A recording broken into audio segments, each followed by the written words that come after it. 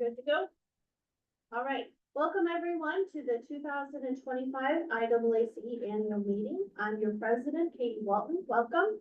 We're going to take a quick roll call of everyone in the room. So I'm going to start with Sheila. If you just tell us your name and then we'll go around the room so we have attendance for the room. And then if you don't mind putting it in chat, your name as well, that would be great. Thank you. Hi, my name is Sheila Butler. I'm from Bloomington. Hannah Price, Dave Ward, Rob Moore, Laura Ellsbrock, Michelle Ellis, John Hughes, Mark Reising, Mike Tomlinson, David Shepherd, Leo Buckingham, Connie McCullum, Marilyn Patullo, Laura Pastori, Caroline Foster, Melinda Grismer, Katie Walton. Deb Sherwood, Amy Richmond. Jennifer Wigington. All right, thank you everybody for joining us today in person and virtually. We're going to get started with our meeting. Next slide, please. It's just slow, sorry. Okay. There we go. Okay. Like I asked, if you haven't put your name in the chat, please, for our attendance records, and we all took roll here, so we're good there. Next slide. Is Erin with us this morning? Have not seen her. Okay. Well, we will come back to Erin then, our COA rep. I'm going to turn it over to Deb for the report of the 2024 annual meeting. Morning, everyone. If you will, please review the membership meeting minutes from last year. And at this time, if you see any corrections or additions that need to be made, please let us know. And this is also found in the newsletter.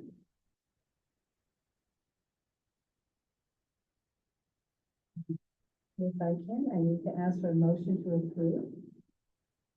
Connie will motion to approve the 2024 annual meeting minutes.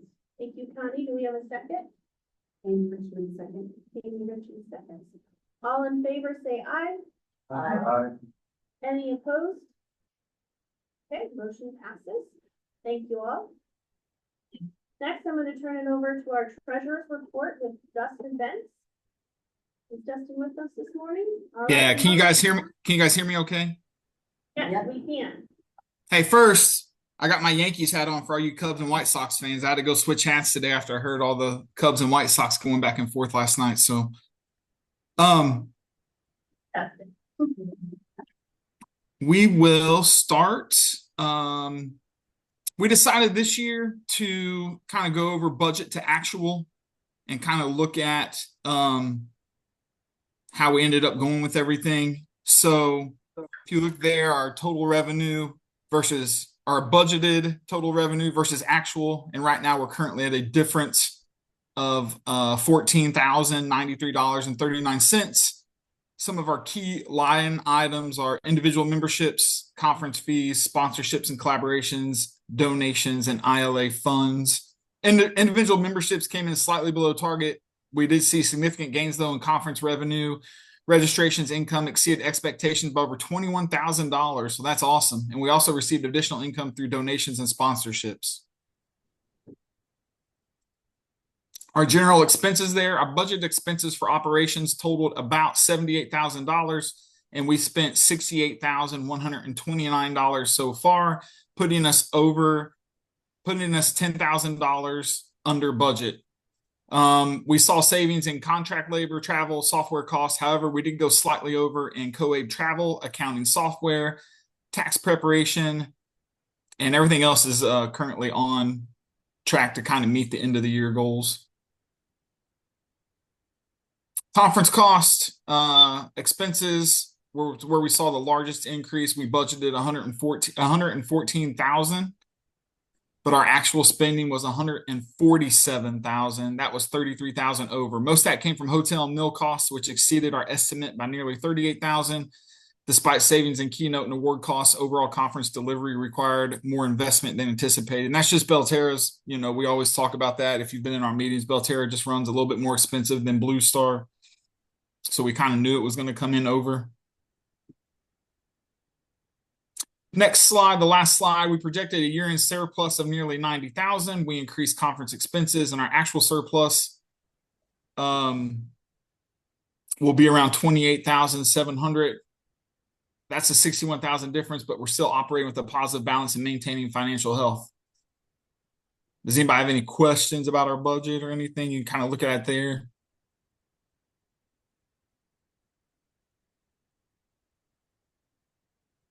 If not, thank you. I'm always here for questions. You can email me, give me a shout, anything like that. Do I have a motion to approve the treasurer's report? Caroline Foster, I will make the motion to approve the treasurer report. Thank you, Caroline. Do I have a second? David Shepherd, seconds. David Shepherd seconds. All in favor, say aye. Aye. Any opposed?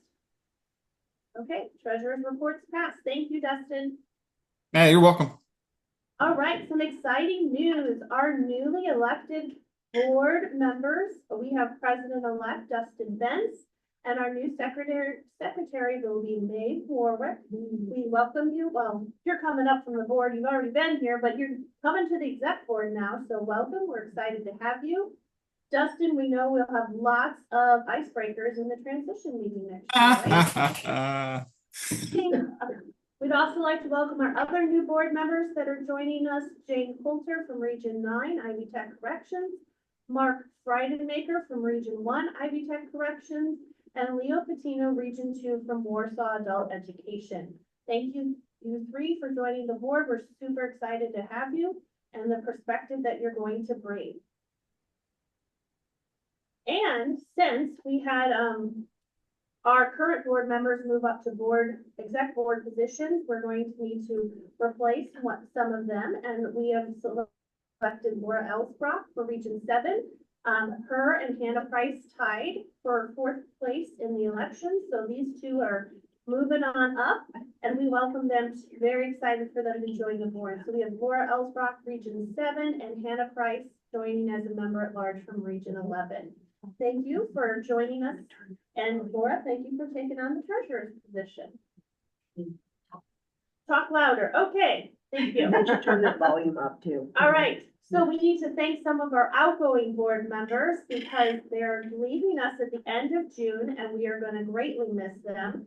Our past president-elect, Connie McCullum, who's been on the board for about as long as she can be. So it's time for a little break. And then Deb Sherwood, who's been our secretary for the last year or so. We thank you for your service. And then we have Mike Tomlinson, who's also been on the board about as long as he can be too. I'll move out of the way. And Sean Hughes, thank you for your service, and Amy Richmond as well. We're going to miss you guys on the board and the perspective you brought. But we're excited for the next chapter. Here's the board of directors calendar for next year. You can get that on yours, so you all know when you need to be here. Our transition meeting, and probably annual meeting will be in person again on May 15th next year. So put that on the calendar now. All right, a little old business. Let's talk about the 2024 conference. Our profit was $49,302.74. Our total income was $203,372.61. Our registration intake is listed there. We had 384 people in attendance. We brought in $73,792.15. I'm a little dyslexic when it comes to numbers, so this is super fun. With our sponsorships and our collaboration with DWD. And then our total expenses, as Dustin reported, were a little higher than anticipated, but we had a great conference. Belterra always runs high on food and technology costs, being that it's in the middle of nowhere. So we anticipate blue chip will be a little less next year. All right, we have some bylaw changes we'd like to prepare and propose to the group. These were already passed in our own board meeting. Now we're passing them hopefully in our annual meeting. We would like to change the duties of the president-elect and the duties of the past president. So previously, the president-elect was in charge of the Professional Development Committee and the co-chair of the Conference Committee. Now we're making it the president, past president will be the co-chair, will be the chair of the Professional Development Committee. And the president-elect will just be the chair of the conference committee, kind of splitting up those duties.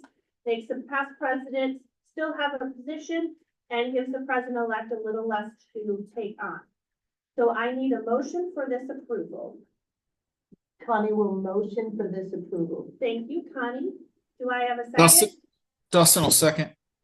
Dustin seconds. Thank you. All in favor, say aye. Any opposed? All right, motion passes. Thank you. Our projected budget for 2025-2026 is here on the screen for you.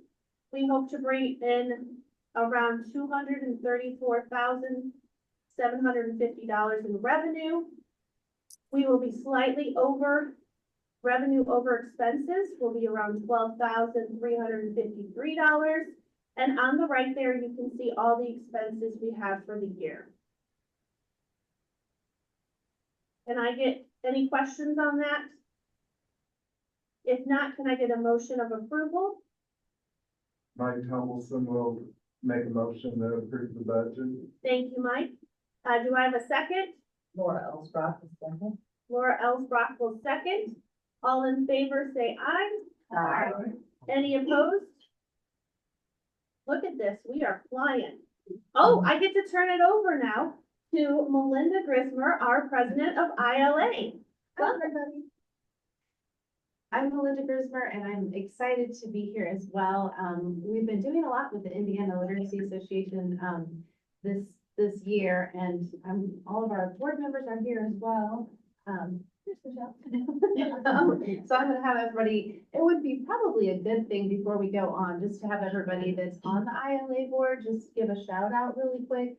So, like I said, I'm Melinda. Sheila has been our treasurer secretary this whole year doing both jobs, which we'll talk about in the bylaws in a little bit. We're gonna split into two roles and give her a little bit of a break as she retires, but she's been a huge help. And then our vice president is Michelle Ellis. And we have members at large, Connie. I know there's gonna be a slide up here. We've got Mike and Tom online. So anyway, I wanted to say thank you to everybody for helping this year. Do you want me to go over this? or Okay, go for it, Sheila. So, this is our financial summary for this year. We started out last April, I'm just doing it from last April. We started out with $8,823. We did fundraising. This is actually 2 years of fundraising because getting me into treasurer took a little bit to get everything transferred. But we had $3,276.32 in silent options and in-person, and then the in-person where people paid was $2,888. And we got a half pot this year of $528. So we have a total income of $6,692.32. And we spent, our expenses were adult ed day, and then we gave out almost $4,000 in grants, in that program grants that we gave this year. And so our total expenses were $4,061.99. So our ending balance as of April 30th was $9,902.56. All right. So I guess it's me that needs to call for a motion, right? Oh, Yes. So, all right. So could I get a motion to approve the financial summary and financial report? Michelle Ellis, a motion. All right. Do I have a second to that? Connie will second. Okay. All in favor, please say aye. Aye. All opposed, same sign. Hearing none, motion passes. All right, let's go to the next slide. So we had some bylaw changes that I just want to briefly go over. They're already highlighted for you in red, but just to kind of see what was added. So each board member shall serve from the time of his or her election until the expiration of their term limit. That was under Article 3. And then the main change under Article 4 is that we've split out the duties a little bit. So we now have a secretary and a treasurer rather than a combined position. Just for, not having the burden on one person to do all of that, although Sheila did an awesome job with it. Where we split that into two positions. And then, there's four officers that, basically make up the executive committee, along with the immediate past chair. So those are some changes there in Article 4. Under the annual meeting, it just mentions that we'll have at least one annual meeting of the association prior to July the 1st, which we are doing today. So we're good on that. And if you go to the next slide, we changed a few things about committees as well. So, we have collaborating organizations can recommend appointees to the board of directors. Any member of the organization can express their interest in serving on the board. And the chair shall review all recommendations and statements of interest and present a slate of candidates, which we're doing today for you, at least 3 weeks before the annual meeting. Candidates for officer positions within the association must be current members of the board. So you can be on the board, but you can't be an officer of the board unless you're a current serving member of the board. So that's important to remember. And the board of directors shall vote on the presented slate, which we're going to do momentarily. All right, and next slide. Need a motion to pass that. Okay, I didn't know, I was thinking there was one more little slide, but there's not. Okay, all right. Can I get a motion to approve the bylaw changes? Caroline Foster, I'll make the motion. Okay, and can I have a second to that motion? Sheila Butler, second. All right, all in favor, please say aye. Aye. All opposed, same. Sign. All right, motion passes. So those are our new bylaw changes, and this is our slate of officers. So we will need a motion of approval for this slate. Again, I wanted to point out everybody. So, Michelle, Vice President, Sheila, Treasurer, Katie has offered to be our secretary. Connie at large board member, and then Tom online will continue to be our board member and IAACE appointee. Caroline is going to serve as past president. Through our MOU, that's what we had established this last year, so we're excited to have Caroline on. And we, I believe we do need, we talked about this yesterday in the meeting. I'm trying to remember who volunteered. Caroline will assign someone or Okay. we'll get a volunteer. Okay, all right, so that's how we're going to leave it for the moment. That blank spot will be filled by Caroline. All right, so could I have a motion of approval for this slate of officers, please? Katie will make a motion to approve. All right, do I have a second to that motion? Second. Okay, all in favor, please say aye. Opposed, same Aye. sign. Oh, okay, good, I heard Tom. All right, motion carries. All right, just to go over a little bit of what we did last year, I think we had a really good year. I feel like at least, and it's just hopefully a start to more and more momentum.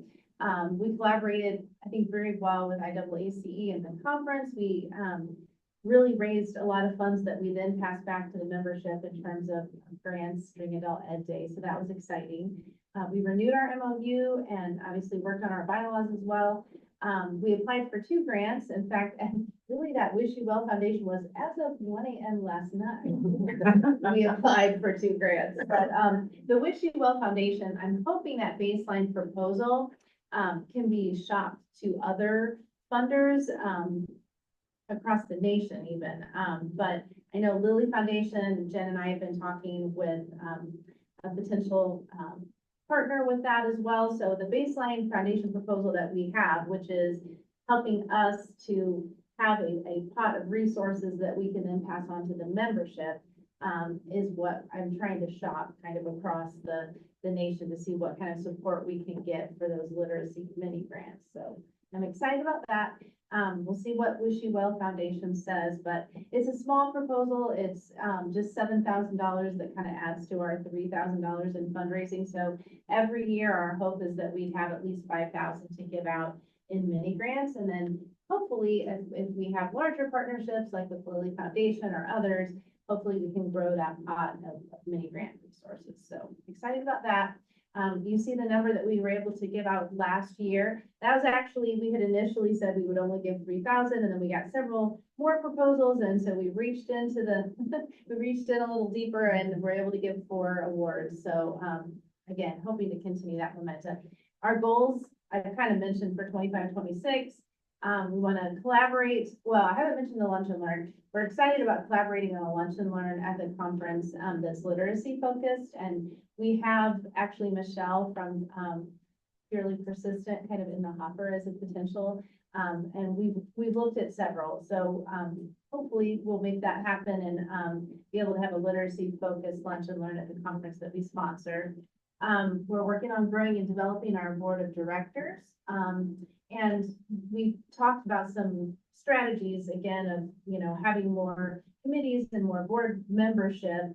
Not obviously in that officer position because we have to be careful about the bylaws, but we can definitely invite more people to be involved in ILA. And I was just going to say, if you have those that like to write grants and like to do fundraising, send them to the ILA board because we're going to need all the help we can get. We're cultivating more mini grant opportunities and we're working on continuing our fundraising opportunities to support the membership of IAACE. So. Thank you, Melinda. We're super excited to continue to grow this and rebuild and very excited for all those that are serving on the board and it's going to be a great year for us. Thank you. Okay, I am going to report on behalf of Katie? Denise. Oh, she's Katie, here. Great. can you hear me? Okay. Yes, Okay, sorry, we're driving through Tennessee here, but good morning, everybody. Good to see you all. I just our advocacy committee from this year, and first thing, just a huge shout out to our committee. We've gotten a lot accomplished this year. A lot of people have stepped in. So much work has been done to educate our IAACE membership, our legislators, and it's been a good year. So I just a big thank you to our entire committee. You can see we have quite a few members on the team that are from IAACE. We also have DWD who joins our meetings. Thank you, Laura and Marilyn, for all your support. Rob Moore also joins us, and then our lobbyist, Lauren Fox. Anybody is welcome to join. I know I've had a few inquiries about how to join, and we can do that. Our monthly meetings are virtual, and it's so look at the second Tuesday of the month. So Jen does a great job getting that out, and it's on the website too to join there. So next slide, please. I feel like it was a great year with accomplishments and progress that we had. And during AFO week last September, we got in the governor's proclamation, and then also down in Evansville, there was a mayoral proclamation and lots of social media that was posted out, both from IAACE and at the program level. See at the IAACE conference, we did have 2 advocacy sessions. Thank you to Melinda Haynes for running both of those. She had a kind of an advocacy 101, and then there was also a panel discussion, and thank you to those panelists that were part of that. Then we have our impact fact sheet, and it's been so wonderful to get that from DWD and Laura so that we have all that information to share out with our legislators and our stakeholders. So thank you for that. And then of course, Adult Education Day back in February was our largest yet with over 300 attendees. We had 3 legislative speakers. The DWD commissioner was there as well. More legislative presence than we've ever had, and just thank you to everyone who was involved. It was a great morning or afternoon. And also Jen and I had an opportunity to present Adult Education Day at COAPE. That was great, and Marilyn was in the audience and such a great help, and a lot of good feedback from there. And then of course we had our Advocacy April, which we had that challenge. Congratulations to our winners. And then that Advocacy April turned into what was everything in May, because there's still a lot going on as we look at the challenges and that's going on at the federal level and what our team continues to do. Next slide, please. And that kind of looks at what next year will be, or this upcoming year. Again, AFL week will be in September. We're already have a governor's proclamation drafted out. We'll work on getting that. Love to have some mayoral proclamations throughout the state. At the IAACE conference, we'll have an advocacy, more of an educational session. Dustin Bent and our team will be working on that for everyone. And then we'll mark the date for Adult Education Day next year, February 10th, 2026. We're looking forward to another great year. So thank you, everybody. It's a great committee, and I enjoy working with all of you. Thanks, Katie.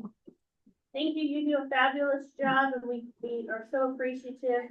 And safe travels to you and your family today as you're on the road. All right, next up, professional development. So as our bylaws change just occurred, I'm gonna take over at professional development. And so this year we implemented teacher talks on the third Wednesday of each month at noon Eastern time. Anyone can join. We've had a few regulars and a couple more. I started them and then Maeve Warwick took over for me, and she's doing a fabulous job offering that time for teachers to collaborate and have certain topics to talk about each month. We're gonna grow professional development this year, maybe offer some more sessions and just build up our website for available resources to everyone. So look for more to come in the future. Next, I'm gonna turn to Amy Richmond, who's the committee chair for the Collaboration and Engagement Committee. Thank you, Amy. Hi, everybody. Good to be here. We had a really great team of people on the collaboration committee this year, and we really rallied around, we go to the next slide, what our strategic plan was. And I'll let you guys read through that. Does it click through? Yeah. That is in your bylaw, but I'll let you read through that. But the big thing we want to focus on is that member engagement and getting not only more members on board, but getting them engaged and nurturing that communication and things like that. So I just wanted to highlight that out of the big paragraph that's in strategic plan, because I think we have some good opportunities coming up. Next slide. Oh, I forgot about all my transparency. So here's some of our numbers, our individual memberships. We have 268 members. We have 5 organizational memberships and 1 institutional membership for 485 for our total. We really want to, part of what we'll talk about here in just a minute is to talk about maybe getting even more people to do the organizational memberships to get more of those numbers up. So that is, and then here's what we wanted to focus on with the collaboration committee and membership, is to talk about more than just the conference, because I think that's what comes to mind when people think IAACE, and it's so much more. So the more we can communicate about that, the better. And we've started to do that already with some of the things that you see on the screen, but some of the benefits that we have also coincide with the co-aid membership that comes with it. But all of the communication and the resources for teachers, we really want to focus on getting people plugged into that, the digital skills lab, those kinds of things. So, and even with retiree membership and tuition discount, all of those things that we kind of overlook because we think of just the conference. So there's a lot more to it than just that. We're going to start talking about that more, especially this year. Next slide. And so one of the focuses that we have in collaboration and engagement is that we wanted to increase it through that outreach by just in the beginning of the year, making sure that we went to the schools and talked to them about how you have a voice and you can use that voice, and providing those feedback. So I really like that we're going to have more member input on things like that. Or more of a focus on it, because we always have the surveys, but we want to just make sure that we make sure that your voice is heard, and that's important. And then those the opportunities to strengthen those connections among members, because we all have different strengths in different areas, and we can really help each other. And I think that's a really important focus for this year. So we're really excited about that. And then next slide. And then really excited about when the conference comes, the Collaboration and Engagement Committee, we're going to do a presentation together on best practices. And we're going to start with best practices for collecting those student success stories.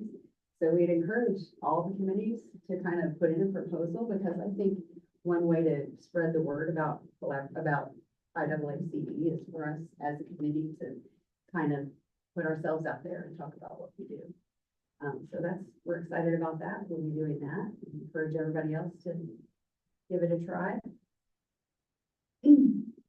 And then, again, the third focus from that strategic plan was communication. So of course, success stories are going to help that. So we're going to promote that member engagement through, you know, just communicating. And Jen's really good about putting out all different kinds of communication, particularly, I personally like the text, when you get a text and you can go right into the newsletter. So look for that. And then the success stories, we'll talk more about it at the conference, but when we have our success stories collaborative together, we can really have a better voice because there's so many and there's strength in numbers. So next slide.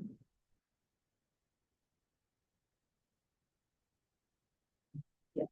So one of the cool things that we're going to do to help with that student success stories is that at the conference, you can look for postcards, and then there's another side to it. The front side has, when you're, one of the things that we're going to talk about with best practices is having students pick up their diploma at the school. When they do, they'll be able to pick up a postcard and scan the QR code. It goes directly to the success stories.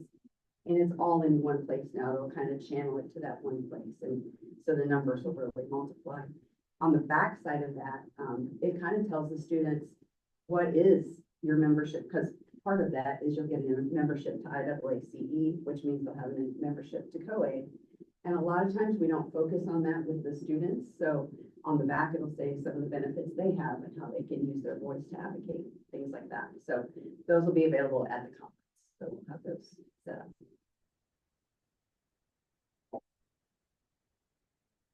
And then lastly is the recognition. We all do such great work.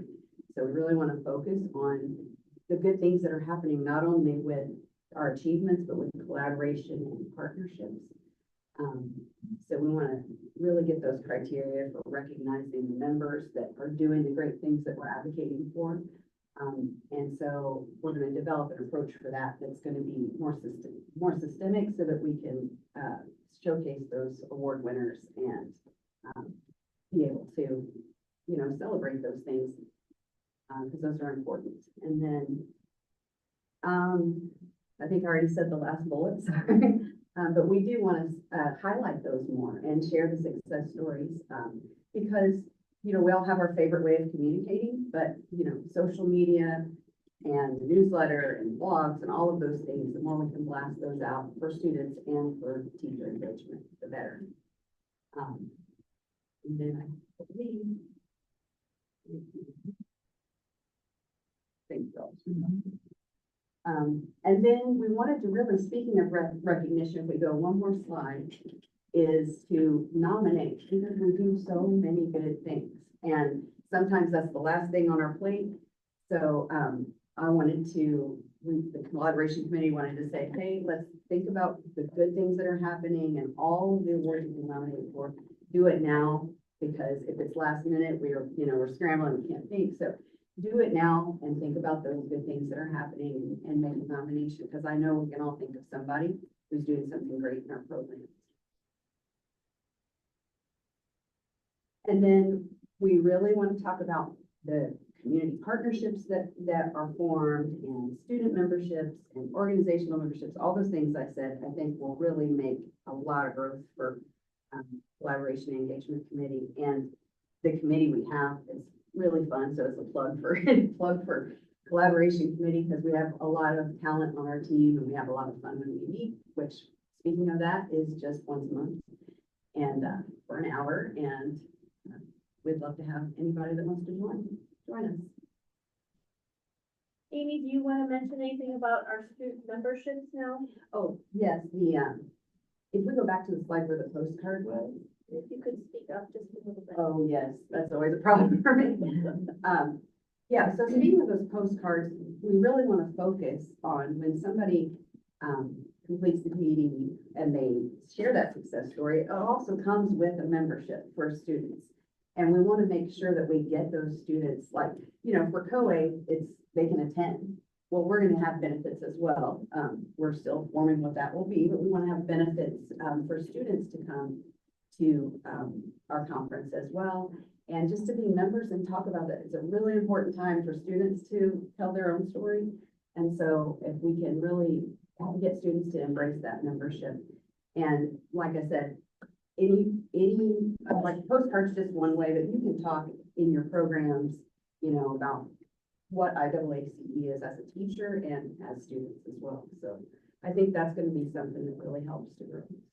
And I believe we're offering some discounted or free student Yes, that's the part we're working memberships out. at conference. Yeah. So it's free for COA, but we'll offer something discounted for students. We're still working that all out. All right, thank you, Amy, and thank you for your great committee. I'm gonna pass it on over to take it out of the park here with Caroline and the conference committee. Well, thank you, Katie. So yes, or I guess I am the leader of the conference committee for just a little bit longer. But welcome everyone. We would love to have you. Our theme this year is Hit It Out of the Park with Adult Education. If you are interested in joining us in our conference committee, we'd love to have you. The IAACE conference is coming up in September. It's going to be September 24th, 25th, and 26th. We promise to get you out of there early on that Friday. We understand everyone's ready to go home sometimes at the end of those conferences. But our registration is going to open July 1st. Our IAACE conference registration fee at this point is $345 for members, and for non-members is going to be $445. Please know the only reason I said at this point was just because in case of the fee, there's been some fees that have trickled down as we all have seen. We will keep our registration open till August 15th. A late registration would be August 16th to September 9th. For non-members, like $395, and for members, $495. So how much is your membership fee, Amy? So see, you are saving yourself, fast math right there, 45. Did some bad calculating yesterday, it was embarrassing. So $45 by just becoming a member. So there you go. Just some things we thought we would like to see. We currently have 40 members that meet with us monthly to go over our conference. We welcome all of you to come. It's very fun. We try to go through different creative ideas at these meetings. We meet on the second Friday of every month. It's from 9 to 10 Eastern. I'm sorry for the central people. I know that that's a little early, but it's a good time to have coffee and talk about creative ideas and things we'd love to see at the conference. By the conference, we have completed 5 different tasks. We've already got our tagline. We have our keynote speaker. We have the logo. We have the schedule set. I can tell you there's some really fun things coming down the road, like the Hall of Fame award show on Wednesday this year. We're kind of switching up the schedule. And then Thursday, we're going to do a Dugout in Denim karaoke. So please join us on a Thursday night. We'd love to see your karaoke. So if you already have an act, please start working on it. I know I'll be working on mine. And there is 189 more days to our conference. So next, I know you were all asking, who is our keynote speaker? So on Wednesday, September 24th, we are going to be joined by Dr. Rob Bell. Thank you, Amy, for the connection. This is a national speaker. He's not that big of a deal, but last place he spoke was at something called the PGA Tour. So, I mean, I don't think it's that big of a deal, but I guess others who like golf, like Sean with me, think that's great. But no, I'm just kidding. So he is great. And it's all about mental healthiness and toughness. He has a couple of books, so if you're interested in purchasing those before, but we are really excited to have him, and we know he's going to do a great job. So, again, if you'd like to join us, this is our link. We'd love to have you. It's again the second Friday at 9 a.m. every month. Thank you. Thank you, Caroline, and we're super excited. Next up, we have our Indiana Adult Education Mentoring Project with Rob Moore. Welcome. Thank you for joining us. You're welcome. Glad to. The Indiana Adult Education Mentoring Project is a collaborative initiative between our state adult education office at the Indiana Department of Workforce Development and our professional association, IAACE, to provide professional learning and consulting services to our new local program directors, as well as any of our local program directors who wish to participate. So there are several things I do to support our local administrators. First, at the beginning of each month, I email out a issue of monthly minders for new administrators, which lists the important meetings, deadlines, and tasks to accomplish during the current months, as well as an idea for increasing enrollments and other tips for program leadership I thought might be particularly helpful each month. So these issues are also archived on the IAACE website for anyone to access if you'd like. Secondly, I meet with our participating directors or new directors and veteran directors who wish to participate individually, sometimes with their other staff members throughout the program year to discuss whatever's on their mind, brainstorm ideas and solutions to situations they're encountering, and give you a little flavor. Some of the issues that we've talked about a lot this year have been IET and WEI ideas, correcting errors and inters, ways to make program performance and meeting goals, staffing, pre and post testing strategies, funding and budgeting, enrollment and intake activities, and many others that are on their agenda. And since it is a form of professional development, you get a certificate documenting the time we spend in learning together, so you can use that for hours that you need to document. And in between times, I'm always available for directors to call, text, email, or maybe get on a video call real quick for those quick in-the-moment questions that arise. And finally, we have a new adult education directors course offered online and asynchronously that covers 7 topics, including adult education at the federal and state levels, budgeting and finance, student eligibility, recruitment, intake, and attendance, standardized assessments, performance and accountability, student exit follow-up and post-exit performance indicators, and IET, WI, and IELCE. We actually have more than just new directors in that course. We actually have some experienced directors, some teachers, some support staff. It's a course designed just to explore individual topics, so that's fine if you want to do that, or to actually complete the course by participating in the quizzes and discussion posts for each of those topics. So during the program year so far, we've had 64 adult educators start that course and explore it, and 21 actually complete it. And when you do complete it, you do get 10 hours of professional development. So if you'd like to participate in any or all the adult education mentoring project, just contact me through the website there you see, or email me, and I will be happy to include you. Thank you, Rob, and thank you for your support and continuing mentorship for us. We appreciate it. All right, next up is the Indiana Department of Workforce Development. Thank you for being here today. I'm gonna need somebody to move, if you will move to center, because I could only go this much. I couldn't get all the way. Someone would trade with Caroline, if you don't mind. I can't go that far. We are gonna do some musical chairs right now for a moment, and we will be ready in just a second. It's like, you make everybody ill and turn them out. Thank you. I'm sorry, guys. I was trying to figure out how to make it work, but. Oh, I was saying.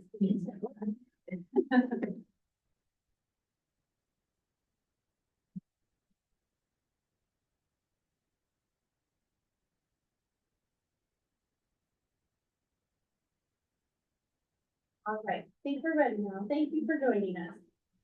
Good morning, everybody. I'll kick this off and then I'll pass it over to Laura. I'm going to change it a little bit from what I've spoken to you about in the past, and start with our state updates. I think you all are aware, just went through a very difficult legislative session at the state. We did get a budget approved. I think everyone's aware that we did not get our ask in that budget. We were decreased by about $4 million. But so were most programs across the state. And I say most because there are some notable ones that were not. But as a rule, most of our partners like CHE saw 5% decreases in their budget. The same thing for programs like FSSA, others like that. This was as a result of a poor revenue estimate that came out in April. Personally, I think there was a lot of things going on that caused that revenue forecast to maybe be a little less than what we had hoped for. I say all of that to say, don't stop your work at the state level and your work with your state legislators. Continue to let them know the great work that you are doing.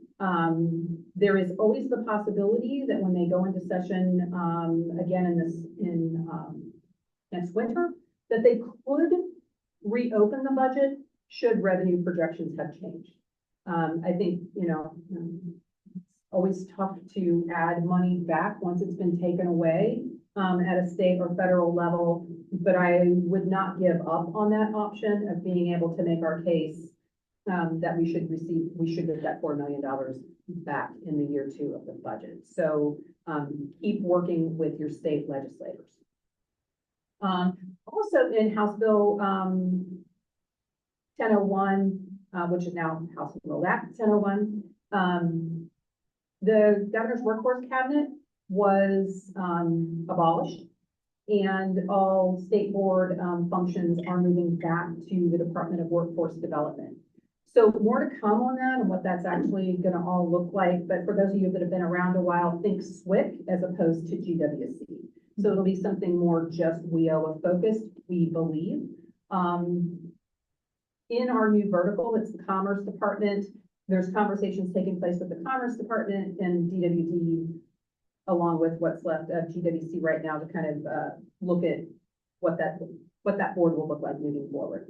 What's important for you to know is that I've been assured that adult education will have representation on that board. We worked really hard to get that representation, and I've been assured that we will not lose that in this transition. So that's a win for us. The other win that I think some of you that have been around for a while, the other win is we will be receiving the Workforce Diploma Program under DWD. And within DWD, adult education is going to manage that. Now, many of you will think of Grad Alliance as the Workforce Diploma Program. It's actually in statute as the Workforce Diploma Program, and the vendor for that happens to be Grad Alliance. So more to come on that, but just know that that administration is going to move under DWD, which will kind of help in some alignment conversations. Senate Enrolled Act 371 was DWD's agency bill. There's a lot in there. It's kind of like a kitchen soup. We threw a lot of stuff in there. There is legislation around the Office of Career and Technical Schools, OCTS. I think there might be a few IAACE members who have worked with that group to get your program approved. There are now fees that will go along with that. OCTS is more of a kind of a consumer protection kind of unit for programs that are not authorized, like through the Commission of Higher Education or an LEA.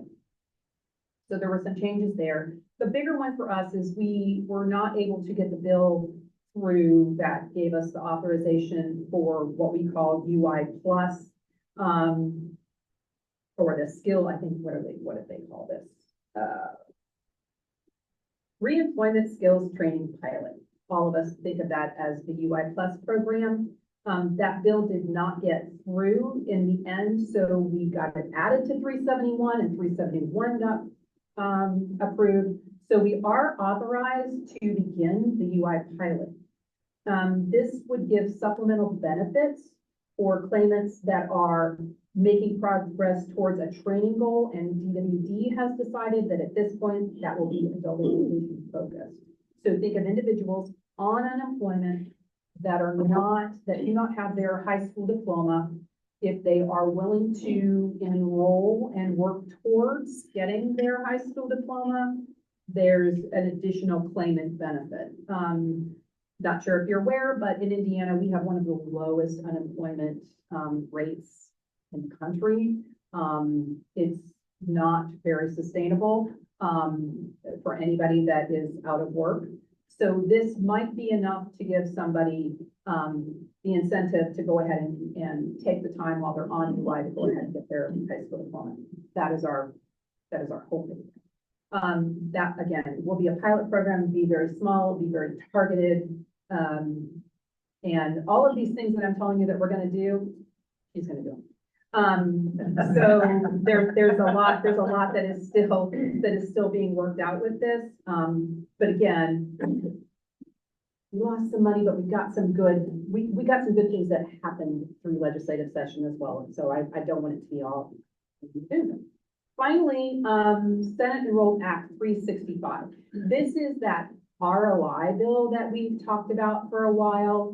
I've worked for some time with MPH, Management Performance Hub, which is kind of data central for the state, on coming up with a report that would give some shared metrics on adult secondary service providers, i.e. Grad Alliance and all the adult high schools, that would kind of show a little bit more like how many people are actually coming through the door, how many are staying, how many are making some kind of progress, how many people are graduating, what is employment look like, second, fourth, median wages, all of that. And we had hit a bit of a roadblock with some of our partners being willing to share data or data in a form that we could use. So this bill actually kind of legislates that work. It does allow for some prior reports to be used, but I'm still very hopeful that in the end, we will get something that really helps legislators understand the return on investment in the state dollars that they are putting into these different programs. Okay, I think that is it on the state level. Meanwhile, at the federal level, you guys been, anything happen in there? Angie has a question. Yes. Did those programs that receive mid-year incentives receive those funds yet? Hold please. She says, hold please, guys. Yeah, I mean, I'm gonna talk high level and state and federal outlook, and then I'm gonna pass it over to someone more capable than me to talk specifics, okay? So I think all of you know there's been a lot of changes going on at the federal level. I told somebody earlier today, I get up every morning and I only open one eye and check my iPhone to see like what now. I want to talk really quickly about a couple of things, and then I will touch on the skinny budget. So we were very hopeful that we were going to be able to make an application for the Digital Opportunity Grant. And last week, the administration declared that Digital Equity Act is unconstitutional and ended the grant program. That was the one, we had done the digital planning, done the digital planning, we have a digital planning, equity book for Indiana, of what we were gonna do when we got this money. The capacity grant had been released and states had been awarded money under that capacity grant. This was, what we were applying for was more of like the formula grant that was going to all of the states. That was released on April the 30th. So it had just been released. We were working on writing the grant, and what that would look like. And our Office of Broadband has now pulled that based on the presidential action. We do believe that this will probably end up in litigation, and that at some point, this grant opportunity could come back around. So we didn't burn the work that we've done. We're just gonna hold for now. But if those of you that have asked me and talked with me about any of the like digital literacy work and all of that, this is where that is. And right now it's caught in the muck. So no digital literacy funding at this point.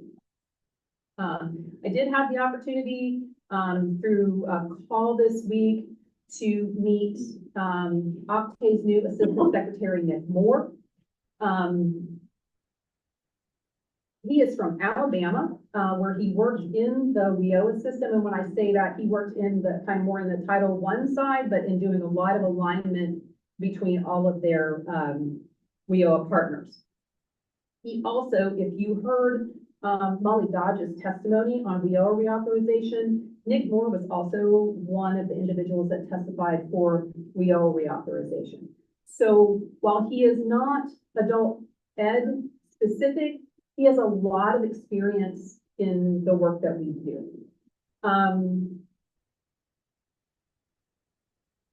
He shared with us, and the thing, and I will say, what I'm going to say to you is different than maybe what I would say at the national level.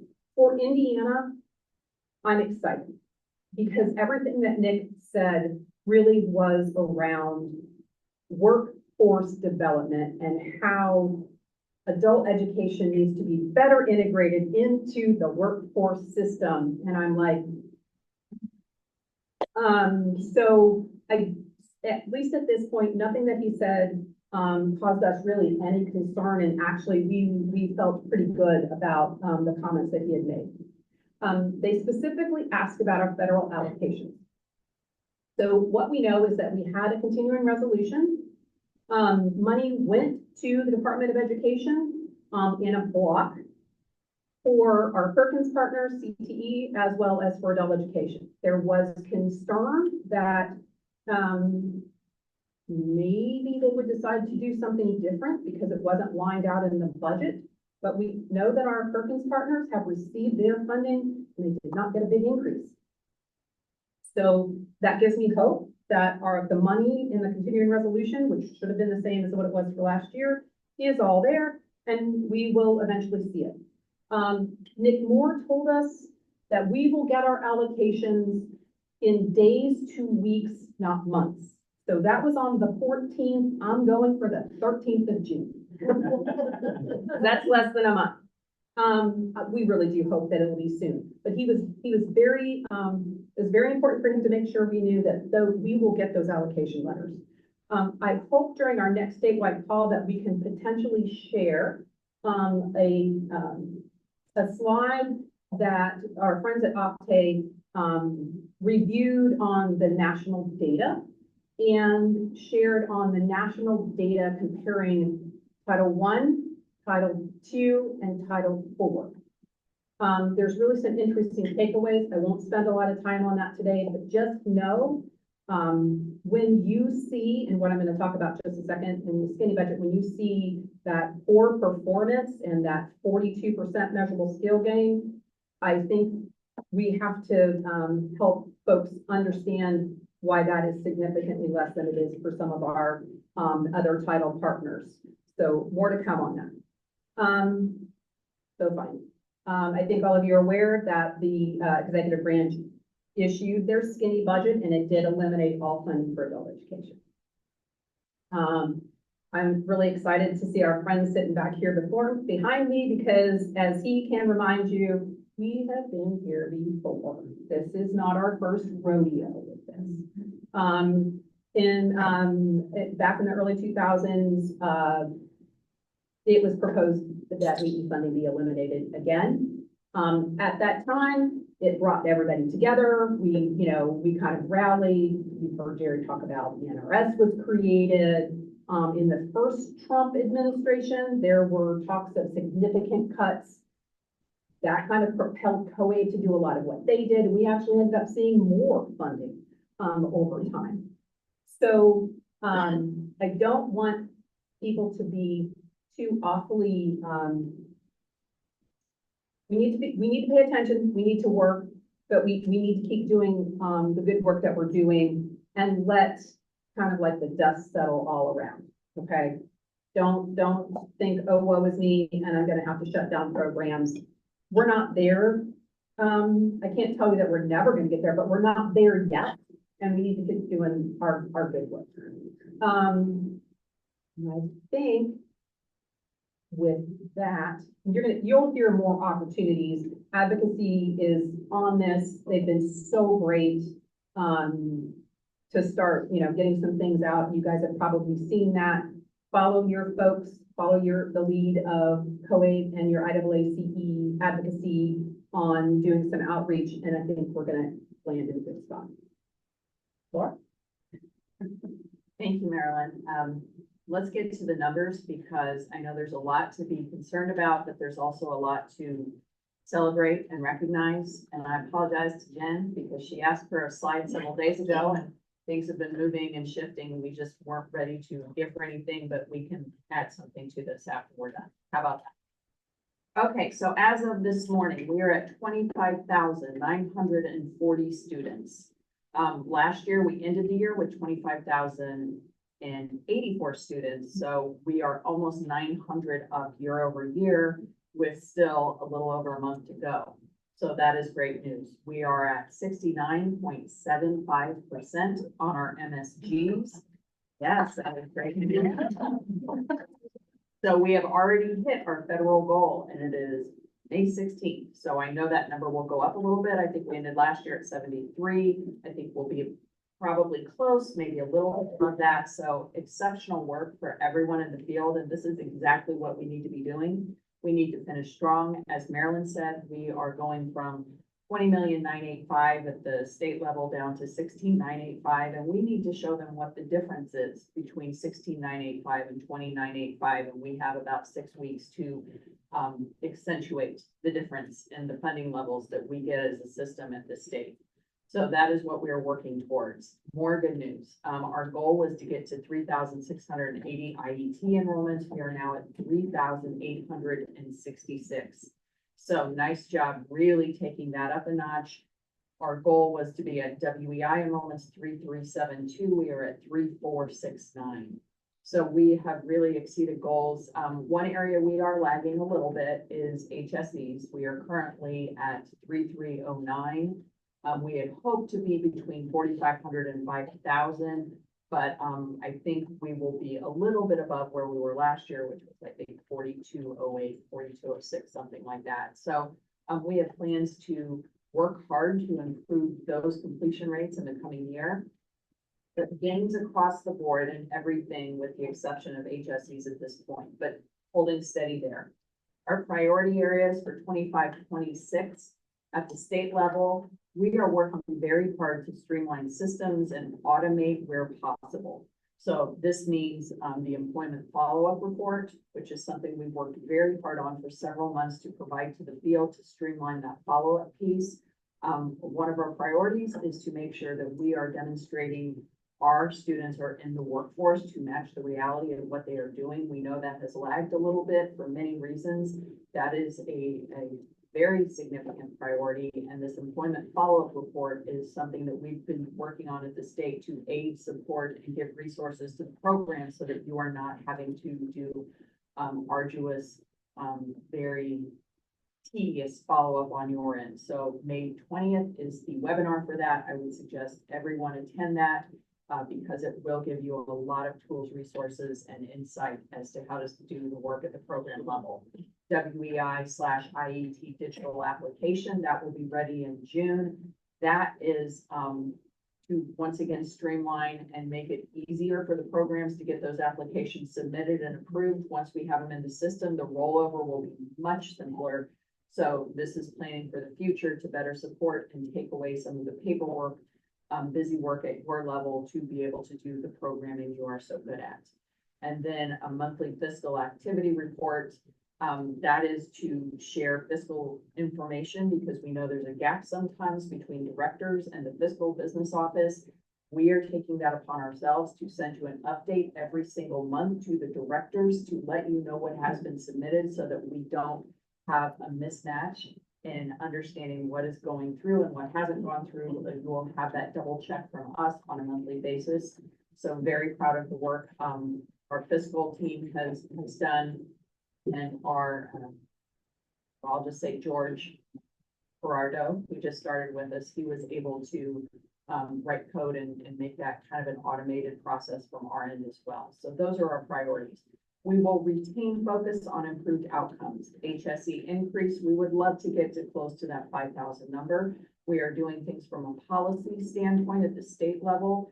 The online proctoring is going to be turned off unless someone is associated with an adult education program. There are additional policies changes coming, and we will work harder to better understand where our pass rates need to improve both at a state level and a program level.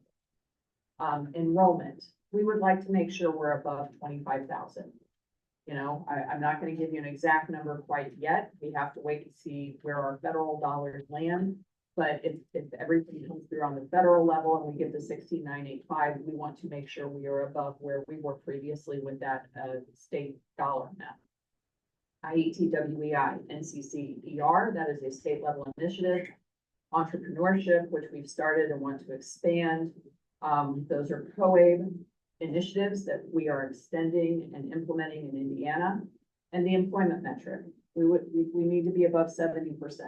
In 1 year out. So that is a goal, that is a federal and a state goal.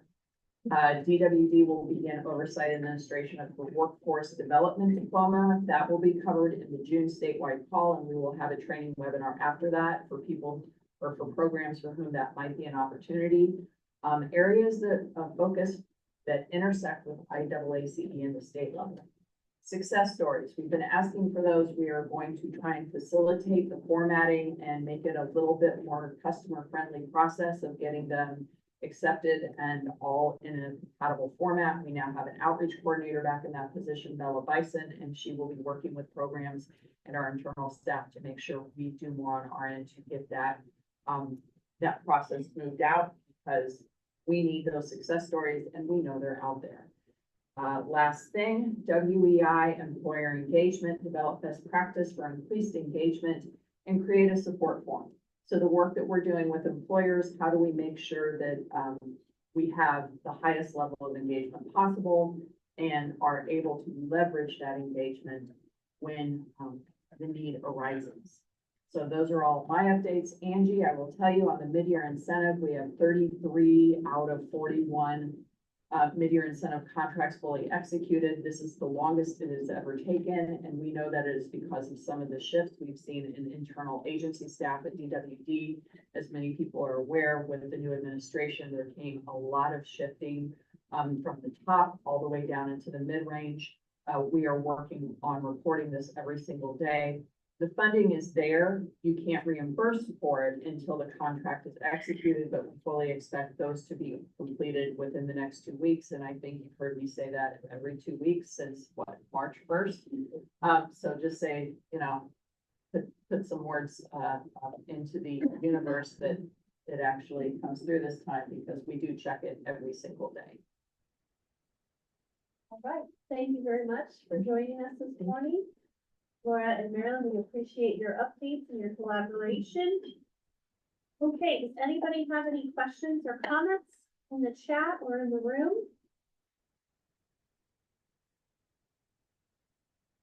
Okay, we're all good, Jen. All right, we are moving on to announcements. In case you haven't heard, as Caroline said, in our conference is coming up September 24th through the 26th at Blue Chef Hotel and Spa, Michigan City. We're going to hit it out of the park. It's going to be super fun, super, lots of super stuff. It's going to be great. Co-Wave. Co-Wave 2026, in case you haven't heard, it's in Indianapolis this year. We are the crossroads of adult education, and it's going to be awesome. In April, we got some fun flags going around.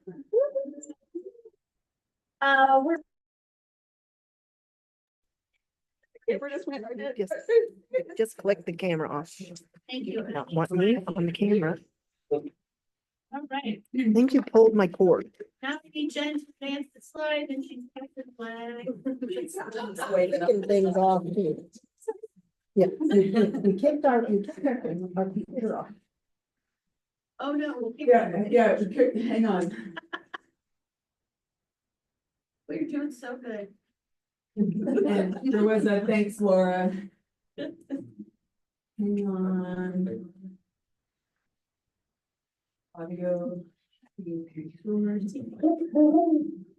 Isn't she cute? Hopefully.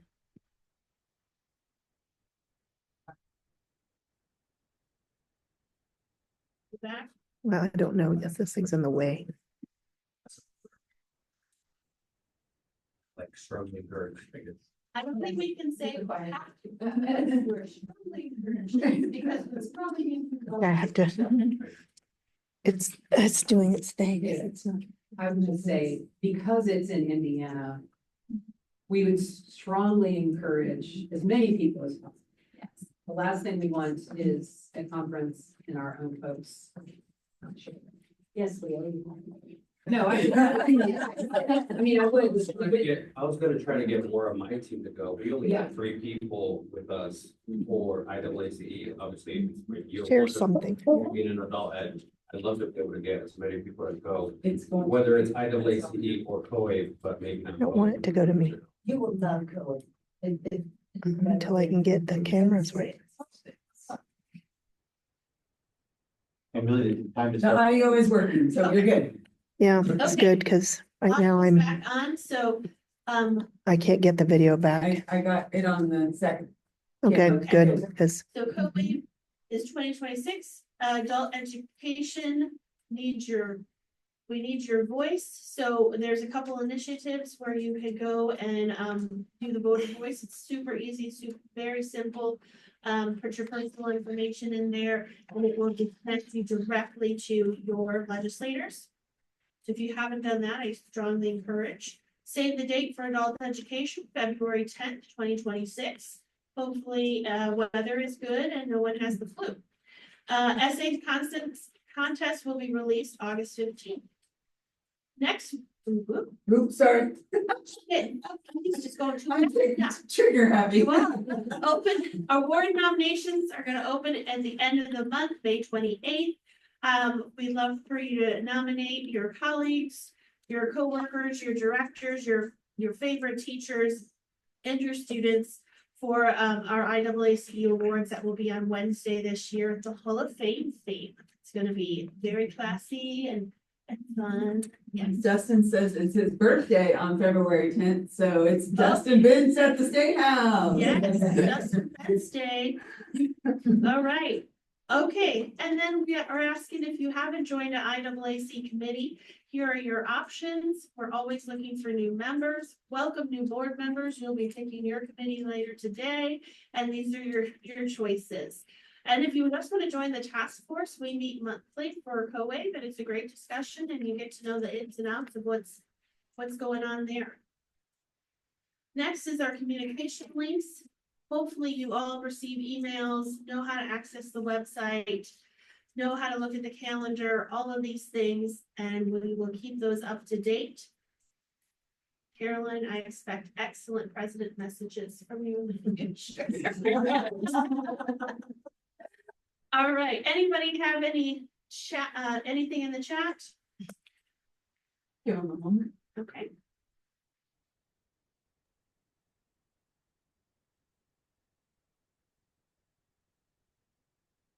Okay, and not, then thank you for joining us virtually and in person. I need a motion to adjourn. Connie will motion to adjourn. Thank you, Connie. Do I have a second? I'll second that motion. Thank you, Melinda. All in favor, say aye. Aye. Say same thing.